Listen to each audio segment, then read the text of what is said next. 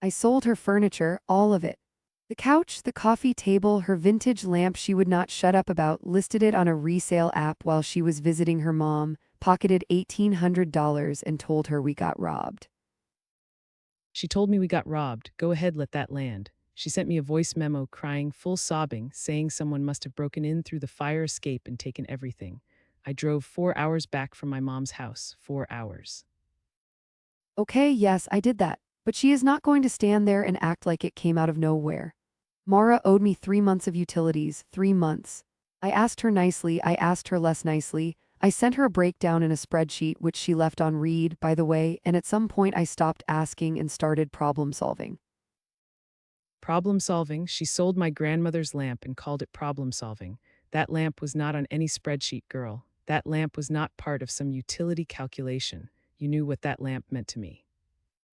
I knew what it meant to you, which is why I listed it separately and got you $400 for it, 400, which I kept, yes, but that was for the electric bill you blew off for literally 90 days straight. You want to talk about what things mean? Your name meant something to me when I co-signed this lease. Oh, we're doing the cosign thing. Great, tell them why you co-signed. Tell them about the deal we made. There was no deal. We were best friends. She needed a place to live. I had a lead on an apartment. It was not a transaction. She literally said, and I have the text, I screenshot everything now because of her. She said, quote, you handle the furnishings and the setup and I'll handle the bills until you're back on your feet. That was the deal. She lost her job 2 weeks before we moved in. I was covering her half of rent and paying for the furniture. The lamp was mine. All of it was mine. I was back on my feet by month 2. The utilities thing, that was after I had a job again. And okay, maybe I let it pile up because I thought the agreement still held. Maybe that was wrong, but you never said anything.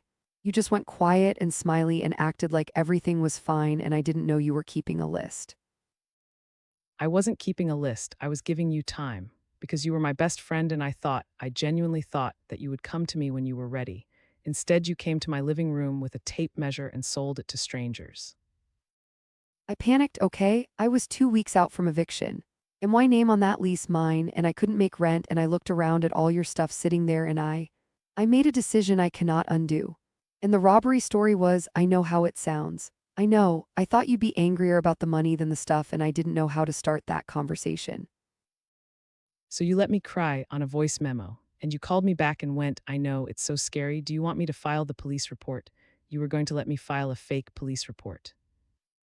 I was not going to let you file a police report. I was going to tell you before it got that far. I just needed a few days to figure out how to say it. You told me on day 9, after I had already given a statement to the building security office, after I called my mom crying about her mother's lamp, 9 days. And I offered to pay you back. I still want to pay you back. That's not nothing. I could have just never said anything. You offered me $600 over 12 months for $1,800 worth of stuff, plus the lamp that you know has no price. You want credit for that? That's the worst offer I've ever heard in my life.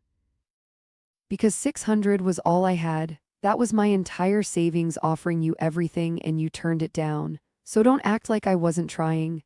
The lamp, I will carry that. I know I cannot give you that back. But the rest of it, we both let this get to where it got.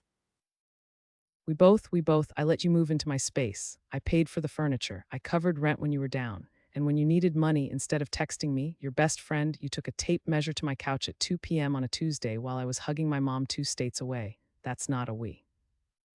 You're right that I should have called you first. I know that. I think I knew it then too. I was so ashamed of where I was financially that asking felt worse than doing it myself. That doesn't make it okay. It doesn't. But that's the truth for whatever it's worth now. It's worth something that you can say it. I'll give you that much. But I still don't have the lamp. I still don't have my grandmother's lamp. And you still haven't told me who bought it. I don't have their contact info anymore. The app deletes old chats after 90 days. And before you say it, yes, I know how convenient that is. I know how it sounds. I'm not asking you to believe me. I'm telling you I looked. You looked cool, great. 5 stars for looking. I'm not asking for 5 stars, Mara. I don't even know why I'm doing this. I guess because carrying it around by myself is getting heavy too. And maybe I needed someone else to see the whole thing, not just what I did, but why. The why, she wants credit for the why. I'll tell you something, the why is the part that actually kept me up at night, because she's not a bad person. That's the part I can't get around. She's not, and I still don't know if that makes it better or worse. So there it is, all of it. Neither of us walked out of this clean and we both know it. What would you have done, asked, or taken? Tell me in the comments. If someone you know has ever been on either side of something like this, send it to them. And there's another confession coming, don't miss it.